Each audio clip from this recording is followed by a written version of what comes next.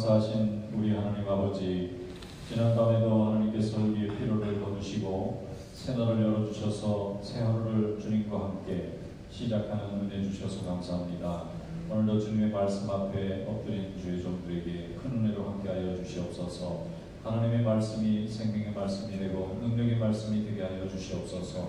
낙심과 절망과 두려움이 가득한 이 세상 가운데 오직 하나님만이 우리의 참 소망이고 위로가 되신 것을 믿사오니 아버지 하나님, 오늘 이 시간 주의 말씀을 듣고 이 새벽 제단을 쌓는 주의 종들에게 주님께서 큰 은혜로 함께하여 주시옵소서. 우리의 육신과 우리의 신령은 참으로 연약하여 깨지고 넘어지기가 쉽사오니 하나님 아버지 능력의 손길로 붙잡아 주셔서 실족하지 않도록 지켜주시옵소서.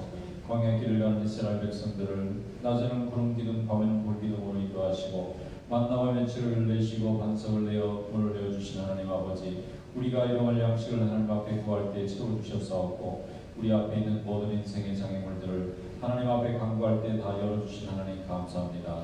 오늘도 주님의 살아계심을 믿고 하나님 전에 나와 말씀 듣고 기도할 때에 성령 하나님께서 우리와 함께하여 주시고 이 시간 은혜 충만한 시간, 능력으로 재충전되는 귀한 시간이 될 수 있도록 은혜로 함께하여 주시옵소서. 이 시간 말씀 들을 때 주님께서 동행해 주셔서 믿사옵고 예수님의 이름으로 감사하며 기도드리옵나이다. 아멘. 네, 하나님의 말씀 로마서 11장 말씀 보겠습니다. 로마서 11장입니다. 1절부터 마지막 36절까지 한 절씩 교독하겠습니다.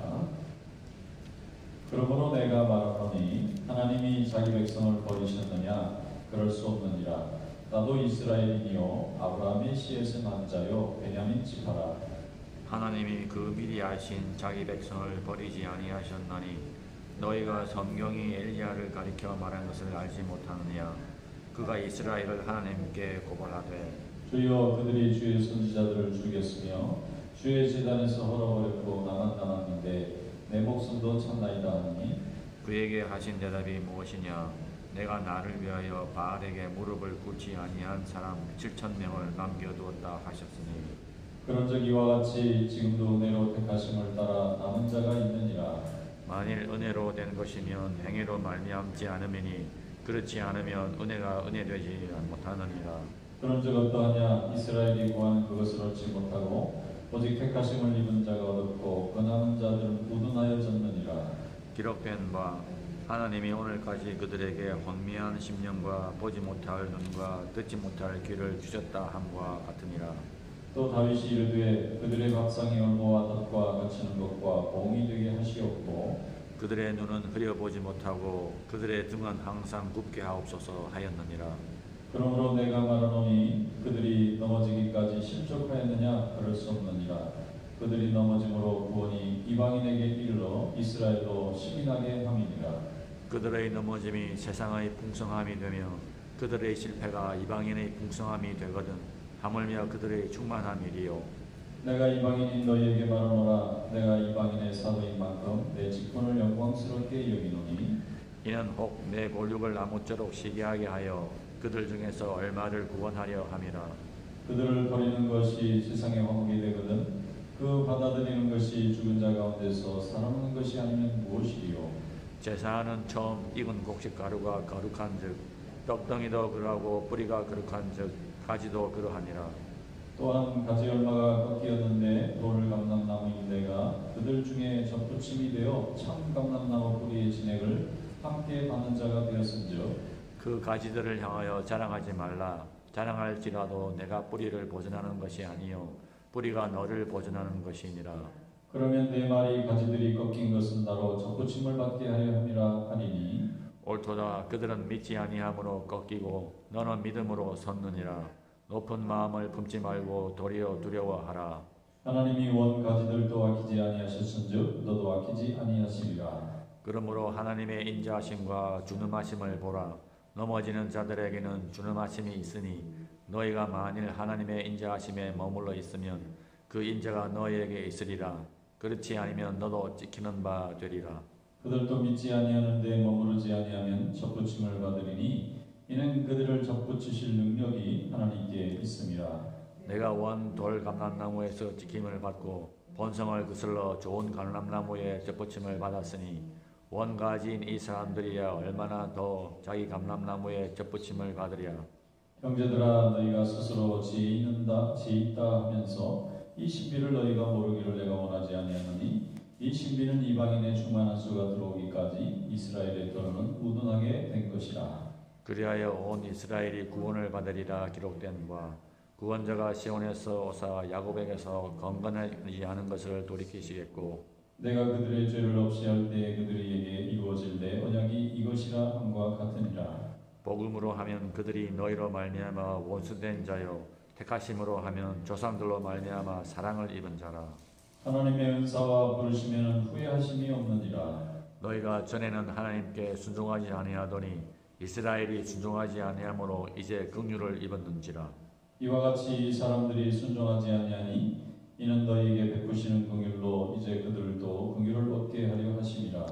하나님이 모든 사람을 순종하지 아니하는 가운데 가두어 두심은 모든 사람에게 긍휼을 베풀러 하심이로다. 깊도다 하나님의 지혜와 지식의 풍성함이여 그의 판단은 헤아리지 못할 것이며 그의 길은 찾지 못할 것이로다. 누가 주의 마음을 알았느냐? 누가 그의 모사가 되었느냐?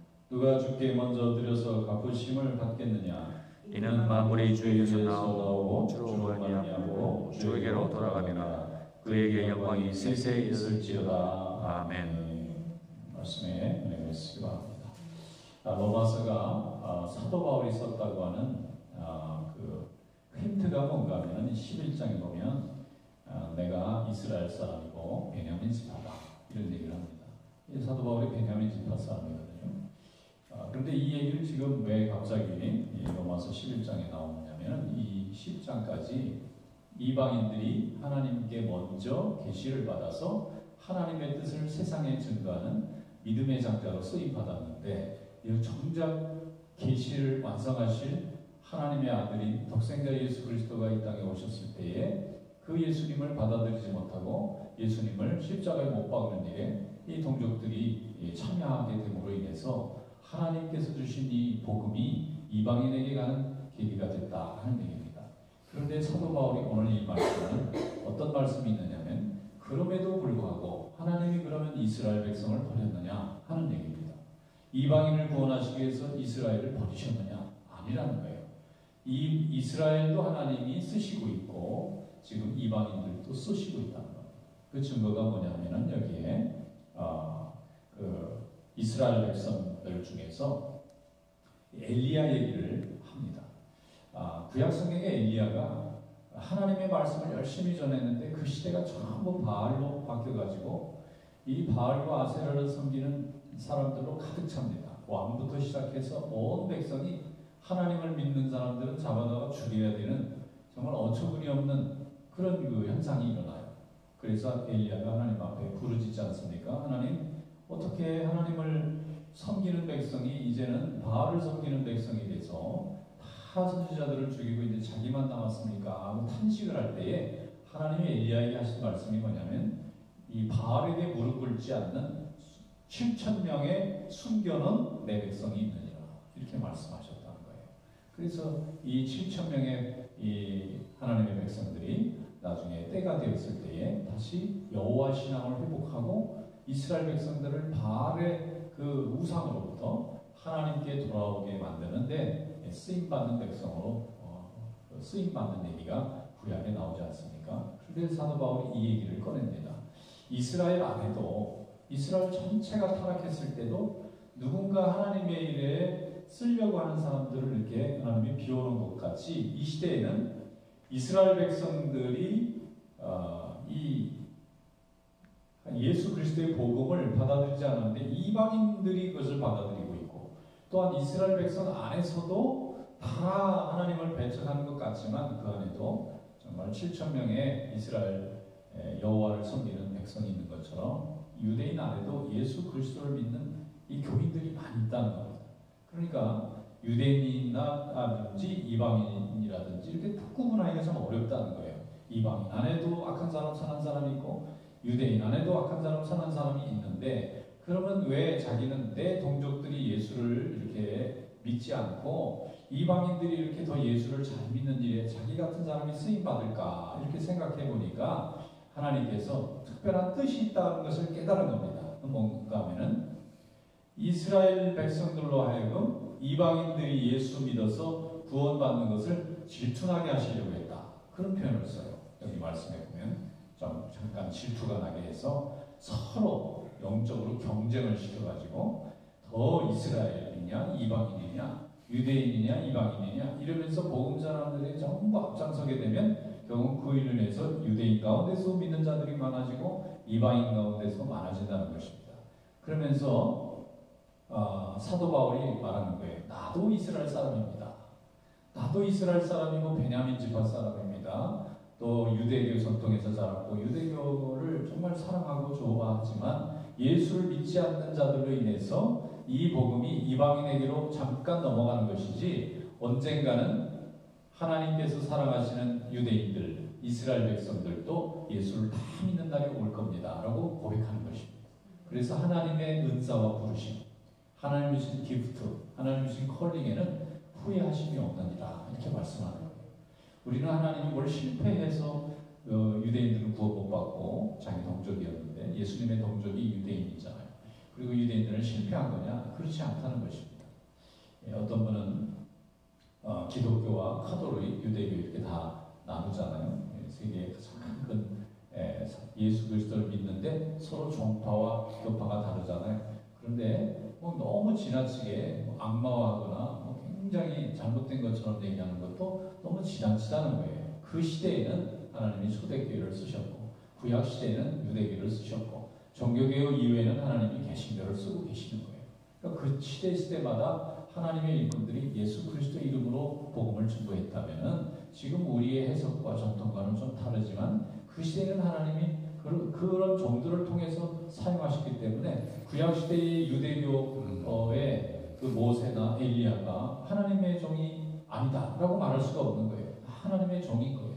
그러면서 유대인들의 이 완고함으로 인해서 유대인들이 잠깐 완고해지는 이 바람에 그만 복음이 이방인에게 온 것이 오히려 축복이다.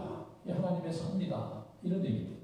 그리고 돌감람나무, 참감람나무 얘기를 해요. 이 감람나무가 이렇게 있는데 봄이 되면 약간 꺾어가지고 거기다가 가지를 하나 싹 끼워놓습니다. 그러면 나무는 굉장히 괴롭고 힘들겠지만 거기에 나중에 진액이 쫙 수액이 흘러가지고 그게 이제 자기 가지가 돼요.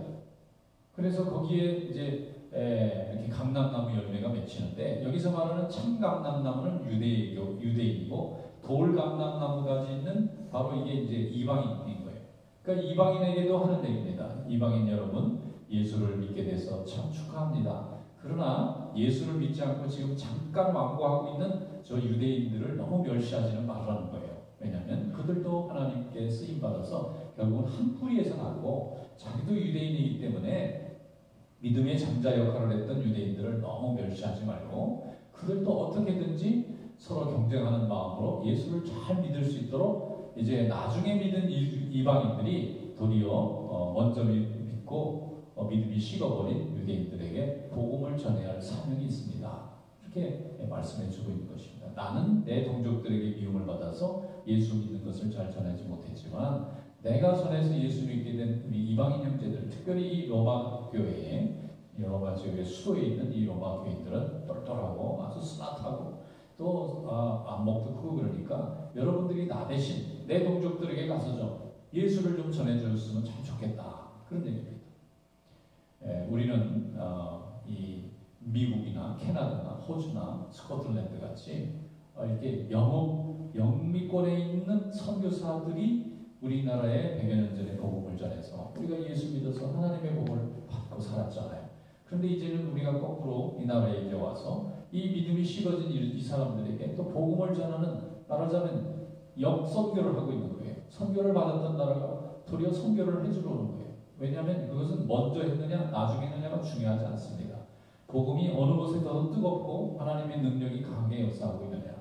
지금 이 미국의 미국이나 해외에 있는 많은 우리 이민교회들이 특별히 우리 한국에서 이민 이민자들이 하나님을 잘 믿고 가는 데마다 하나님의 교회를 세우면서 날마다 복음을 전하고 예배를 드리고 기도하고 찬양한다는 것 자체가 이것이 선교입니다. 이것이 또 전도이고 또 어느 곳에 있든지 사람을 하나하나 설득해서 복음을 전하는 이런 것도 전도지만은 어느 곳에 하나님의 교회가 세워져서 날마다 기도하고 예배가 드려지는 것 이것도 전도고 영혼 구원이기 때문에 하나님은 어느 곳이든지 그런 복음의 중심지가 곳곳마다 세워지는 것을 귀하게 여겼어요. 사도 바울도 로마에 교회가 세워지기를 원했고 가는 데마다 교회를 전했습니다. 사람들에게 복음만 전하고 성경만 가르친 것이 아니라 성경을 가르친 자들의 그 결과는 결국 모여서 하나님의 교회를 이루고 흩어지지 않고 모여서 하는 모이는 교회, 에클레시아 역할을 잘 감당했고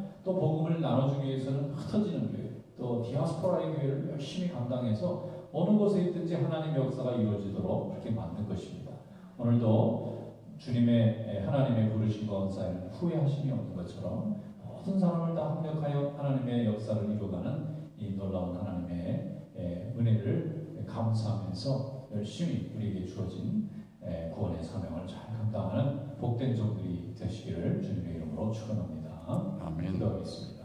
거룩하신 하나님 아버지 감사합니다. 우리 주님께서는 다양하고 많은 사람들을 통하여 그 특징에 맞게 부르시고 때로는 또 서로 선의의 경쟁을 하게 하시며 또 하나님 앞에 합심할 수 있도록 또 인도하여 주시며 그래야 더욱 많은 이들이 주의 복음을 듣고 주님께 돌아오게 역사하시는 줄로 믿습니다. 아버지 코로나 바이러스로 많은 이들이 근심하고 있으나 이 근심이 오히려 하나님을 향한 더욱 뜨거운 믿음의 계기가 될 수 있게 도와주시고 또 서로 부르심의 모양과 과정은 달랐을지라도 하나님이 합심하여 함께 복음의 역사를 이루어가시는데 쓰임받는 것을 주여 감사드립니다. 우리가 이 소명에 부름받았사오니 더 열심히 수고하여 하나님의 부르심과 은사에 후회하심이 없음을 깨닫고 감사하는 마음으로 헌신하며 충성할 수 있도록 인도하여 주시옵소서. 이 시간 기도하오니 성령께서 함께해 주시기 원하고 예수님의 이름으로 감사하며 기도드리옵나이다. 아멘. 자유롭게 기도하겠습니다.